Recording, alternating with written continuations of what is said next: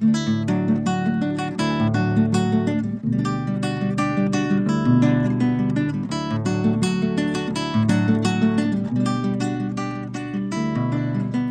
eu quero compartilhar com vocês um texto que está lá em Mateus, capítulo 9.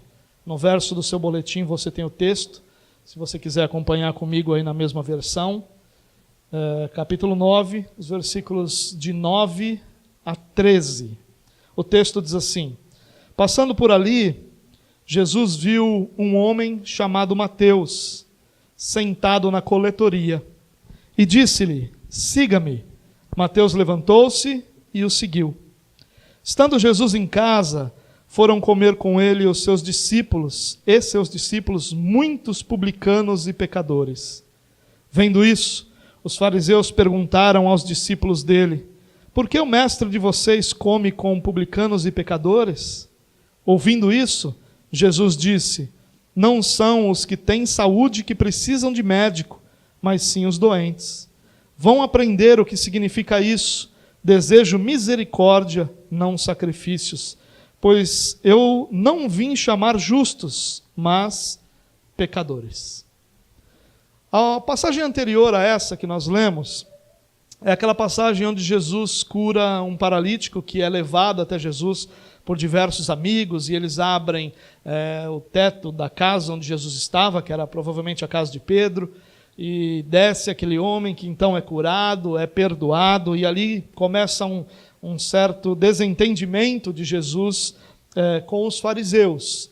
Logo depois dessa passagem, nós vamos encontrar Jesus que segue seu ministério na Galileia, lembrando que Jesus está no norte de Israel, onde ele ficou uma boa parte, cerca de 1 ano e meio do seu ministério, ao norte de Israel, anunciando as boas novas do reino e causando grande alvoroço entre o povo e principalmente em meio aos religiosos. Nós lemos a passagem de Mateus, porque Mateus é um dos personagens dessa passagem, então faz sentido nós lermos o relato do próprio Mateus. Mas nós temos os relatos paralelos de Marcos, capítulo 2, e também de Lucas, capítulo 5, que vão nos dar a mesma ideia desse texto, complementando com alguns detalhes. Mas vamos dar uma olhadinha nesse texto juntos, então.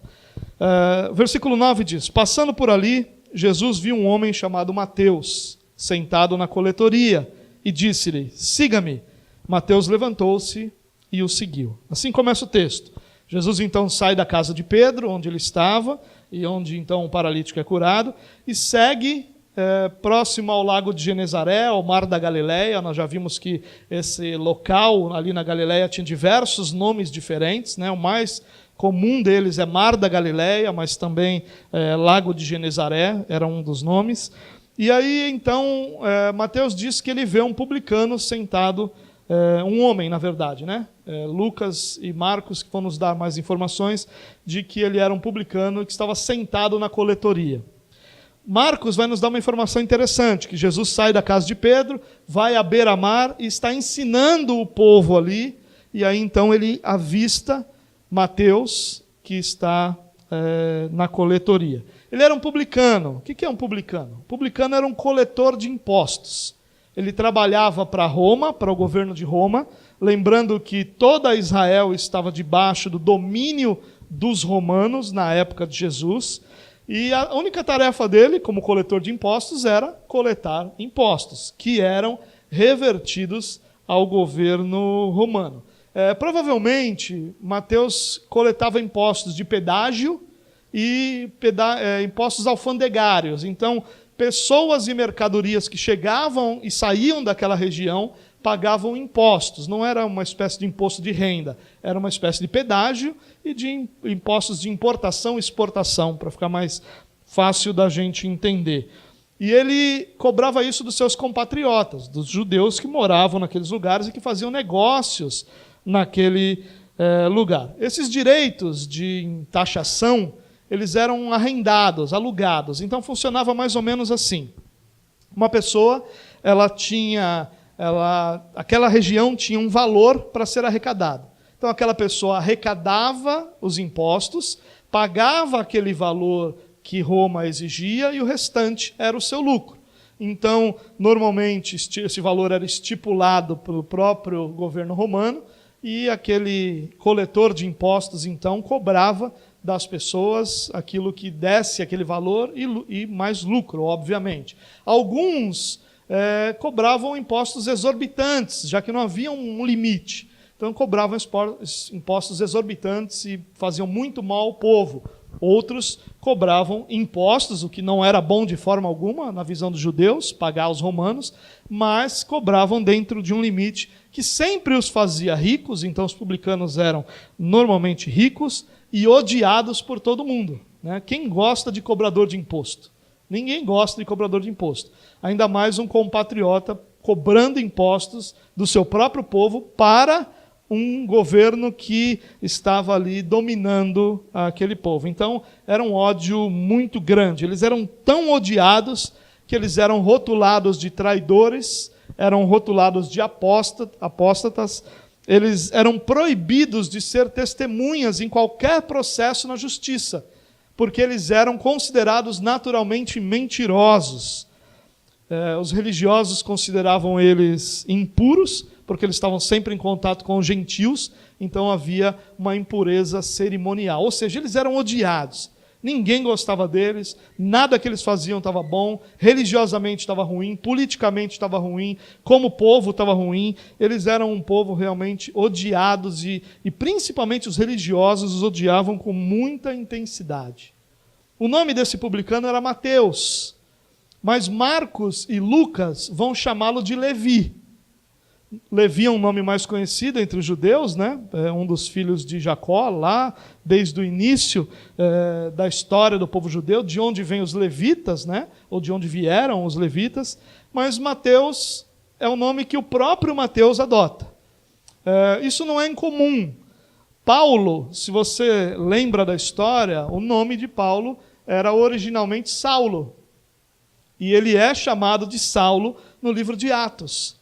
Mas ele mesmo refere a si mesmo como Paulo.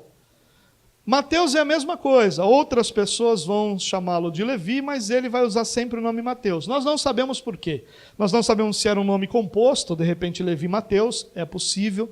Nós não sabemos se esse nome é o nome que Jesus deu a Mateus depois da sua conversão. O fato é que Levi e Mateus são a mesma pessoa, mas Mateus usa para si esse nome, enquanto Lucas e Marcos vão usar Levi. E outro fato interessante é que na lista dos apóstolos, o próprio Lucas e o próprio Mateus, ou o próprio Marcos, vão usar o nome de Mateus, não mais de Levi. E é interessante que Jesus vê Levi e Mateus, na verdade, a mesma pessoa, na coletoria, e diz para ele: siga-me. Sem grandes explicações, sem nenhum discurso, apenas siga-me. Talvez tenha tido mais discurso, talvez tenha tido mais palavras, nós não sabemos. Mas o interessante é que os três evangelistas aqui, dirigidos pelo Espírito, vão fazer algo muito interessante. Eles vão simplesmente usar essa expressão, siga-me, para mostrar a força que as palavras de Jesus tinham. E aqui a gente vai aprender uma primeira lição nesse texto. O chamado de Jesus é soberano. Jesus chama soberanamente, sem satisfações ao povo, sem satisfações aos religiosos. Jesus chama soberanamente aqueles que o Pai lhe deu. Não há condições, não há circunstâncias, não há nenhum fator externo que interfira na decisão desse chamado. Ele é um chamado soberano. Jesus olha para Mateus e diz: siga-me. Ponto. É uma soberania de Deus em chamar quem Ele deseja chamar para si. Mas esse chamado também é eficaz. A resposta de Mateus é deixar tudo e segui-lo. É interessante que Lucas diz isso. Lucas diz que Mateus deixou tudo. Mateus não fala. Mateus simplesmente diz que ele saiu dali, levantou-se e seguiu Jesus. Mas Lucas diz que ele deixou tudo e segue Jesus. Sabe, irmãos, nós precisamos entender isso bem. Todo ser humano, ele vai resistir ao chamado externo do Evangelho. Há um chamado externo. Jesus, se você lembra das mensagens anteriores, ele estava anunciando o Evangelho do Reino. Ele vinha constantemente chamando o povo ao arrependimento, anunciando as boas novas do reino. Ele vinha constantemente dizendo, olha, chegou, o reino de Deus chegou, é tempo de arrependimento. Deus olhou para o seu povo, Deus está trazendo salvação ao seu povo. Constantemente Jesus ia pregando a todos. Os fariseus estavam incluídos nesse chamado externo. Os samaritanos foram incluídos, os da Judéia foram incluídos, os da Galiléia foram incluídos. Todos os que ouviam Jesus estavam sendo chamados ao arrependimento. E todos eles resistiam, porque o ser humano sempre vai resistir a esse chamado externo, até que haja um chamado interno, até que Jesus chame pessoalmente alguém que não conseguirá mais resistir a esse chamamento. É isso que acontece aqui. Jesus vinha pregando, e essa pregação que Jesus fazia não estava surtindo efeito em todos. Todos estavam ouvindo, mas a resposta da maioria era rejeitar. Mas há um chamado interno, é aquele chamado pessoal, é aquele que nós recebemos quando Jesus nos chamou. Esse chamado interno, ele é eficaz. Ele é irresistível. Quando Deus chama pessoalmente alguém, esse alguém se sente irresistivelmente atraído pelo Senhor. Não, ele não se sente obrigado, ele não se sente forçado, mas seus olhos são abertos e agora ele consegue enxergar o Senhor. E o Senhor, que era então algo estranho a ele, porque ele era cego, se torna irresistível. E tudo que ele não consegue fazer é resistir ao chamado do Senhor. É isso que acontece com Mateus. Todo mundo estava ouvindo a mesma mensagem, mas Jesus diz para Mateus, siga-me. E ele, de forma irresistível, é atraído por Jesus. Então ele deixa tudo, se levanta e segue Jesus. Esse chamado de Deus é sempre irresistível. Mas esse chamado também acontece de forma graciosa. Jesus chama graciosamente Mateus. Se nós olhássemos, dificilmente alguém seria considerado mais indigno de salvação do que um publicano. Ele é possivelmente o tipo de pessoa mais odiada em todo Israel. Dificilmente algum grupo de Israel seria considerado mais indigno da salvação do que os publicanos. Traidores, apóstatas, mentirosos, todos esses rótulos eles recebiam. Mas Jesus graciosamente chama Mateus. Esse chamado não é baseado no mérito de qualquer pessoa. Ele é um chamado realizado pela graça de Deus. Jesus chama graciosamente. Ele chamou a cada um de nós de forma graciosa, e Ele chamará todos aqueles que pertencerão a Ele de forma graciosa. Não é uma questão de méritos, não é uma questão de estar preparado, não é uma questão de merecer, não é uma questão de obras, não é uma questão de absolutamente nada. Como eu disse, o chamado soberano exige que nenhuma circunstância interfira nesse chamado. Soberano significa que ele é decidido exclusivamente e unicamente por Jesus Cristo. Somente Ele decide sobre esse chamado. E Ele faz isso de forma graciosa àqueles que, de forma indigna, diante dos olhos humanos, nunca mereceriam a salvação. Mas ainda assim, são agraciados por tão grande e maravilhosa salvação. É isso que acontece aqui. Jesus diz, siga-me. E aí Mateus, de forma irresistível, segue Jesus. Ele não merecia, mas foi alcançado pela graça de Deus. Esse é o escândalo da graça de Deus. É por isso que a graça de Deus é escândalo para aqueles que vão perecendo. É por isso que a cruz de Cristo, que é a expressão maior da graça de Deus, é escândalo para aqueles que vão perecendo.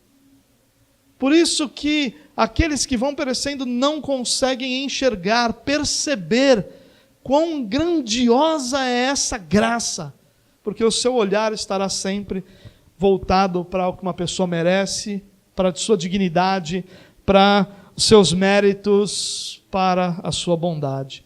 Mas Jesus chama um daqueles que representa o grupo mais indigno de toda Israel.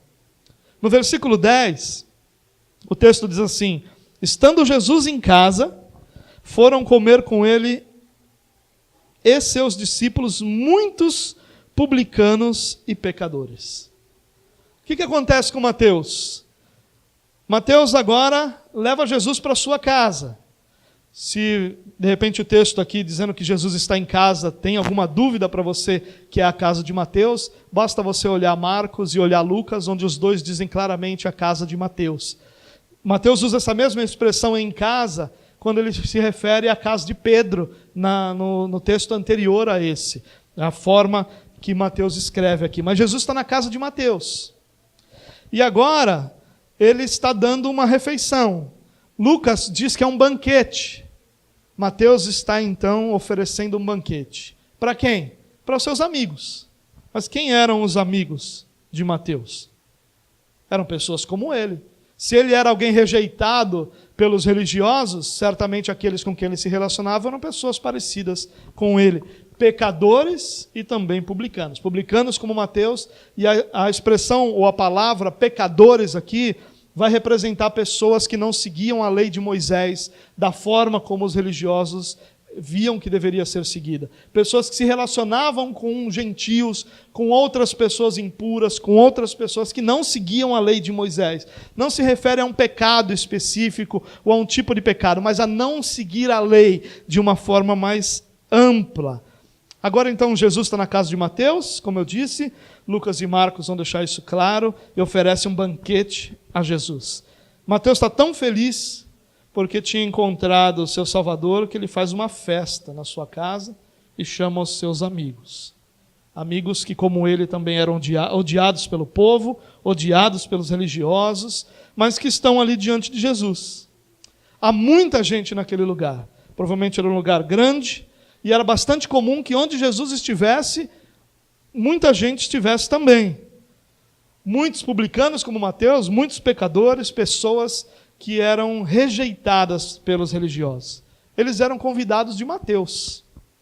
Eles foram chamados para conhecer aquele que havia arrebatado seu coração, aquele que havia iluminado sua mente, aquele que havia revivido o seu espírito, e Jesus está à vontade entre eles. Olha que interessante. Jesus está à vontade entre esse povo. Jesus, o Messias, o enviado para salvar a humanidade, está à vontade, sentado no meio das pessoas mais odiadas de Israel, ou melhor, dos mais indignos de Israel. Jesus está à vontade no meio deles. E eles estão à vontade com Jesus. E isso incomoda demais os religiosos. Se tem uma coisa que incomoda um religioso, é que esse religioso, ou alguém esteja à vontade diante de Jesus, ou que Jesus esteja à vontade diante dessa pessoa. E olha o que acontece no versículo 11. Vendo isso, os fariseus, e Lucas vai acrescentar uns mestres da lei que também eram fariseus, perguntam aos discípulos de Jesus. Talvez o que estivesse acontecendo aqui fosse o seguinte: Jesus estivesse sentado com os convidados de Mateus, os discípulos de Jesus estivessem à parte, e aí os fariseus que não faziam parte desse banquete estavam do lado de fora, mas lembra que eles estavam seguindo a Jesus para ver se Jesus era digno daquilo que eles estavam chamando Jesus, que era o Messias, o Salvador, e eles então vão interpelar os discípulos e fazem a seguinte pergunta: por que o mestre de vocês come com publicanos e pecadores? Os fariseus então questionam: por que isso está acontecendo? Por que Jesus está tão à vontade entre publicanos e entre pecadores, entre os indignos? Alguém que se diz santo como Jesus não devia comer com tais pessoas. Isso deixaria ímpio diante da lei. Ele seria contaminado pela impiedade do pecador, pela impiedade do publicano. E sabe, irmãos, aqui nós somos apresentados a principal razão da rejeição dos judeus a Jesus. Muitas pessoas se questionam isso. Por que os judeus rejeitaram Jesus? E eles rejeitaram Jesus exatamente porque Jesus se sentia muito à vontade entre os pecadores. Eles rejeitam Jesus porque Jesus não era religioso o suficiente.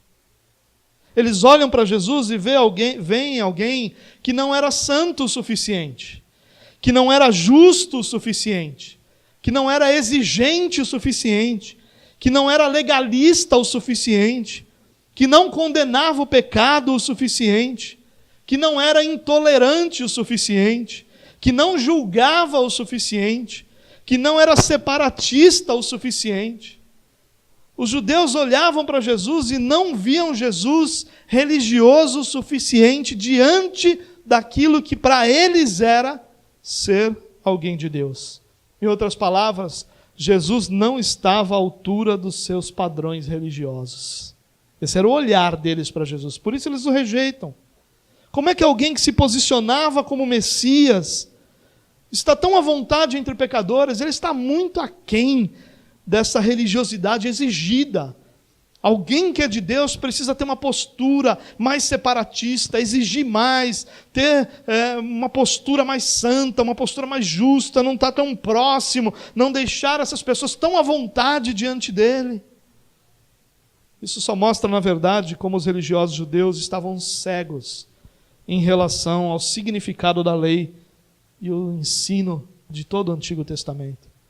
Porque eles olham para Jesus e veem alguém que não é religioso o suficiente, que não está à altura da religiosidade deles. É por isso que esses homens rejeitam Jesus. Porque na visão deles, Jesus estava à vontade demais entre pecadores.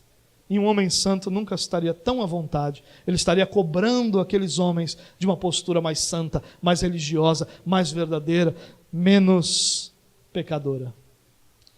Mas olha a resposta de Jesus, que interessante. Versículo 12 diz assim: ouvindo isso, Jesus disse: não são os que têm saúde que precisam de médico, mas sim os doentes.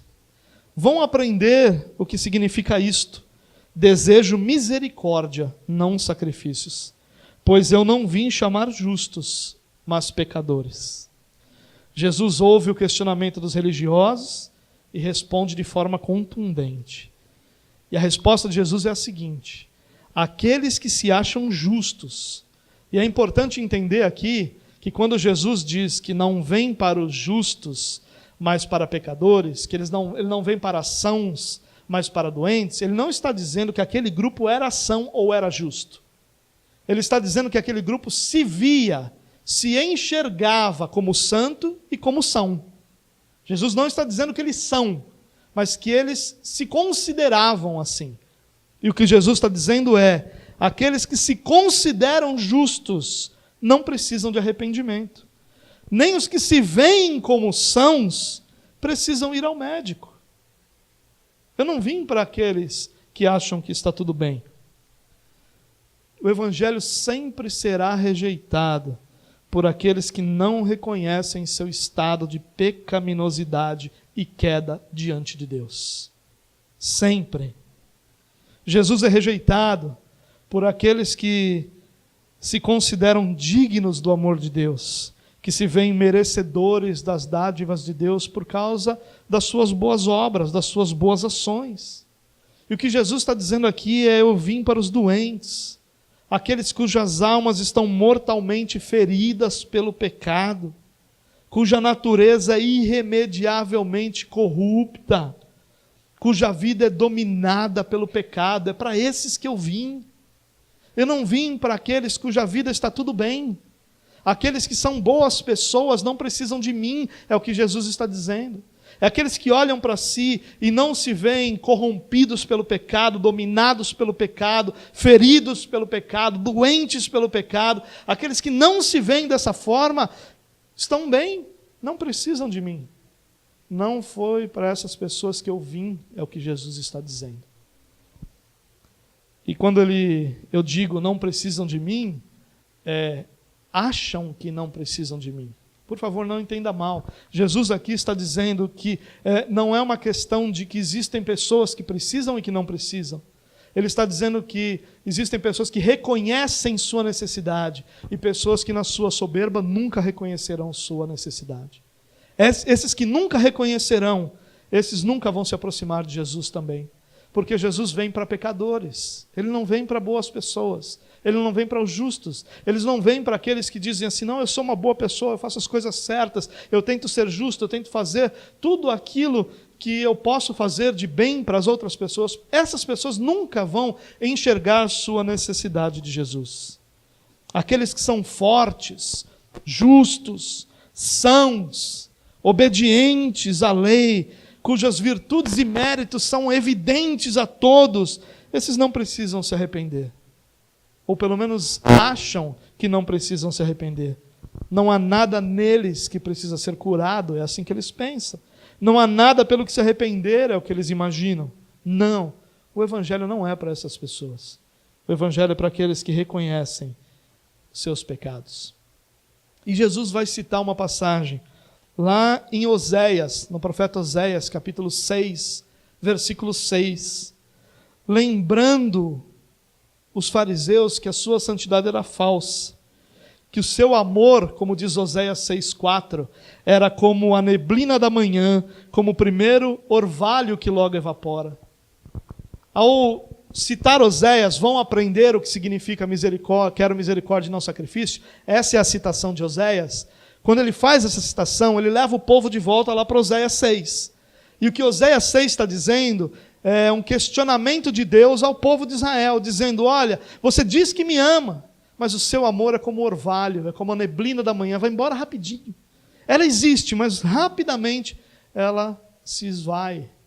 Não é um amor que dura, não é um amor que permanece. A religiosidade de vocês é falsa, Jesus está dizendo para os fariseus. E ele está dizendo, olha, e você vai encontrar isso lá em Oséias 6 também, se eu não me aproximar dos pecadores, ninguém será salvo. Se eu não me aproximasse dos pecadores, é o que Jesus está dizendo ao se remeter a Oséias 6, ninguém seria salvo, porque todos são pecadores. Jesus está esclarecendo aqui que a compreensão deles sobre si mesmos, achando-se justos e merecedores de salvação, está errada. Que o seu orgulho está cegando o seu entendimento, quando eles se veem superiores a quem quer que seja, pois todos necessitam da graça de Deus. Ou nas palavras de Paulo, em Romanos 3,10, não há um justo, nenhum sequer. É isso que Jesus está lembrando o povo. Vocês que se consideram justos, consideram que suas obras são obras dignas do nome do Senhor, não esqueçam que todos dependem da graça de Deus. Se você imaginar que você não depende da graça de Deus, você está sendo como um fariseu que está iludido e cego sobre a sua necessidade e dependência da graça de Deus. Eu queria fazer 4 aplicações desse texto. A primeira aplicação é a seguinte: o chamado de Jesus é para a renúncia. Quando Jesus chama Mateus, ele chama Mateus e por isso ele precisou deixar tudo. E da mesma forma nós precisamos deixar nossa vida para trás. E preste bem atenção nisso. Nós não estamos falando de deixar coisas para trás. Nós estamos falando de deixar valores, princípios, verdades, para então abraçar a vida de Jesus em nós. É impossível vivermos o chamado de Jesus sem que nós renunciemos a todas as nossas certezas, convicções, valores, princípios e abracemos aquilo que são os valores, princípios, verdades, convicções da vida de Jesus em nós. O nosso chamado é um chamado para renúncia. Nós não fomos chamados para implantar o que nós somos no reino de Deus, mas para abandonar o que nós somos, para que o reino de Deus seja a nossa vida. Nós somos chamados não para que aquilo que nós sabemos, achamos, pensamos, gostamos, passe a fazer parte de Deus, como se o reino de Deus tivesse uma necessidade daquilo que eu sou e tenho. Mas ao contrário disso, nós somos chamados para que todas essas verdades, gostos, pensamentos sejam colocados de lado e no lugar recebamos aquilo que são as verdades, os valores, os princípios do Evangelho de Deus. Isso é algo que nós precisamos entender. A nossa vida precisa ser perdida para que nós a encontremos em Cristo Jesus. Aquele que perder a sua vida por amor a mim, vai encontrá-la. Preste atenção nisso. Se nós queremos implantar no reino de Deus o que nós somos, nós não entendemos para o que nós somos chamados. Nós somos chamados para que o reino de Deus seja implantado em nós. Nós não fomos chamados para que nós nos reproduzamos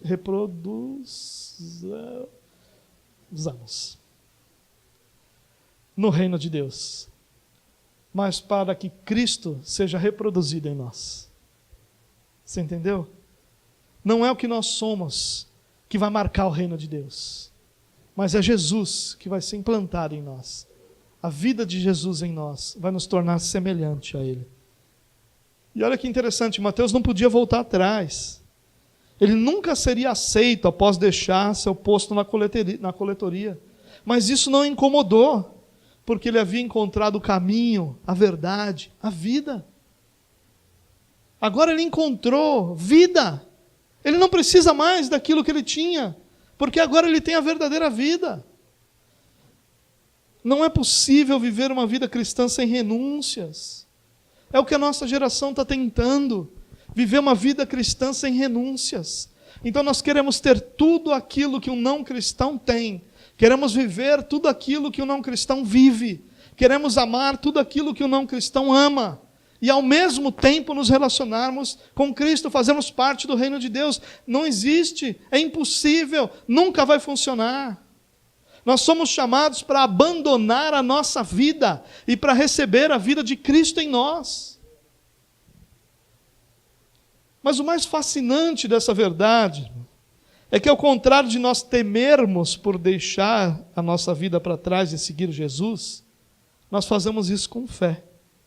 Ou melhor ainda, nas palavras do autor de Hebreus, assim sendo, aproximemo-nos do trono da graça com toda confiança, a fim de recebermos misericórdia e encontrarmos graça que nos ajude no momento da necessidade. Nós somos chamados a abandonar a nossa confiança em nós mesmos, em nossa sabedoria, em nossa força, em nossa capacidade, e abraçarmos pela fé aquilo que Cristo já conquistou por cada um de nós. E chegarmos assim, com fé, com ousadia, com confiança, diante do trono da graça, sabendo que nós vamos encontrar graça e misericórdia no momento da necessidade. Não existe vida cristã sem renúncia. Essa é a tentativa que leva à frustração. Essa é a tentativa que leva a uma vida cristã superficial, uma vida cristã que não é verdadeira, mas é que no máximo uma vida cristã hipócrita. Perder a nossa vida para encontrar Cristo Jesus é o nosso chamado. Segunda aplicação, nós devemos anunciar o evangelho que nos alcançou. Mateus é um belo exemplo para nós. Que belo exemplo ele é para cada um de nós. Após ter sido alcançado, dispôs-se a levar outros a esse conhecimento, buscando a salvação daqueles que ainda não conheciam o seu Redentor. O que sobra de uma igreja que não ama os perdidos? O que sobra de uma igreja que não investe naqueles que ainda não foram alcançados? O que sobra de uma igreja que não se preocupa com pessoas que diariamente morrem e se perdem sem Jesus Cristo? Irmãos, me permita me dizer algo para vocês como algo que eu diria para o meu filho. Me permita isso. Todo impedimento que você vê para compartilhar o evangelho com outras pessoas, seja falta de dinheiro, de tempo, de abertura, desejo das pessoas de te ouvirem, é uma mentira de Satanás que ele deseja que você acredite. Todo impedimento que você enxerga é apenas uma mentira que Satanás quer que você acredite. Você foi chamado para proclamar as boas novas do reino. Não tema incomodar ou aborrecer pessoas. Ao contrário, ame-as ao ponto de não se importar com nada além da salvação delas. Essa é a vontade de Deus. A vontade de Deus não é que nós sejamos uma igreja politicamente correta e que nós então nos preocupemos em não ofender a fé alheia. Eu não vou dizer isso porque isso pode ofender o que a pessoa acredita. Eu não vou falar isso porque isso pode incomodar essa pessoa que pensa diferente. Nós não fomos chamados para isso. Jesus não nos chamou para agradarmos as pessoas. Jesus não nos chamou para nós sermos o odor agradável do mundo. Ele nos chamou para ser sal. Ele não nos chamou para nós sermos as flores coloridas que dão beleza ao mundo. Ele nos chamou para ser luz. E luz incomoda. E sal vai dar sede. Sal vai temperar, sal vai colocar as coisas de uma forma equilibrada.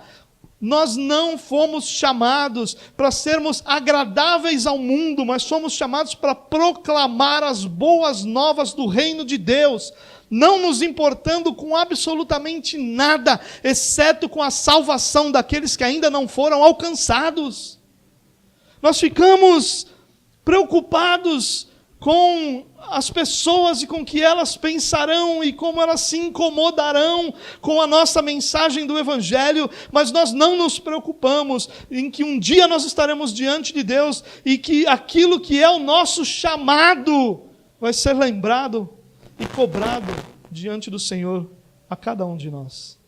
Nós não tememos isso, nós não tememos o nosso Senhor, mas nós tememos as pessoas que vão dizer para nós que não gostam do que a gente está falando, ou que não querem ouvir o que a gente está falando, ou que estão incomodadas ou ofendidas com a fé que elas têm, que é diferente da nossa. O nosso chamado é para proclamar o reino de Deus. Esse é o exemplo de Jesus. Ele ia de povoado em povoado, proclamando as boas novas do reino de Deus. Esse é o exemplo de Mateus. Mateus, quando é alcançado, ele faz um banquete, chama os seus amigos e dizem: olha, eu trouxe vocês aqui para vocês conhecerem aquele que arrebatou meu coração, que mudou a minha vida, que transformou a minha história, e eu quero que vocês sejam alcançados por essa tão grande salvação. Você quer um exemplo de como evangelizar? Olhe para Mateus. Faça um jantar. Chame o ímpio lá. Compartilhe o reino de Deus com ele. Terceira aplicação. Jesus seria morto em nossa geração pelos motivos opostos àqueles pelos quais ele foi rejeitado nessa passagem. Jesus é rejeitado pelos fariseus porque ele não era religioso o suficiente. E nós não podemos deixar de perceber a ironia aqui. Jesus foi considerado religiosamente inapto pelos fariseus, mas ele seria considerado pela nossa geração religiosamente radical. Radical demais. Enquanto ele foi considerado insuficiente para os padrões religiosos daquela época, ele seria considerado religioso demais para os nossos padrões. Se Jesus vivesse nos nossos dias, ele seria santo demais, talvez chamado de santarrão, justo demais, até tolo, exigente demais, não é bem assim, todo mundo tem suas lutas, legalista demais, para que ficar mandando fazer isso ou aquilo? Ele iria condenar demais. Como assim nem todo mundo vai ser salvo? Como assim nem todo mundo é eleito? Ele ia ser intolerante demais. Como assim? Deixa a pessoa ter o seu amor, cada um ame do jeito que quiser. Ele ia julgar demais. Como assim isso está errado ou isso está certo? Quem é você para dizer o que é certo ou errado? Ele seria separatista demais. Como assim? Você tem essa postura, você não consegue viver com os outros. Não só Jesus estava à vontade com aqueles homens, mas aqueles homens estavam à vontade com Jesus. Sabe, irmãos, cabe como uma aplicação para nós aqui a refletir se nós não estamos desejando e praticando um evangelho que, ao invés de superar os escribas e os fariseus em justiça, está igualando-se a ele na rejeição da verdade. Lembre-se que aquele evangelho que os fariseus ou evangelho não, aquela religiosidade que os fariseus exigiam de Jesus e que não viam em Jesus, Jesus diz que nós temos que superá-lo em justiça, não diminuí-lo em justiça. E é uma ironia perceber que a razão por que Jesus foi morto naquela época, ou seja, por ser religiosamente inapto, segundo o padrão dos fariseus, seria o oposto do motivo pelo qual a nossa geração mataria Jesus.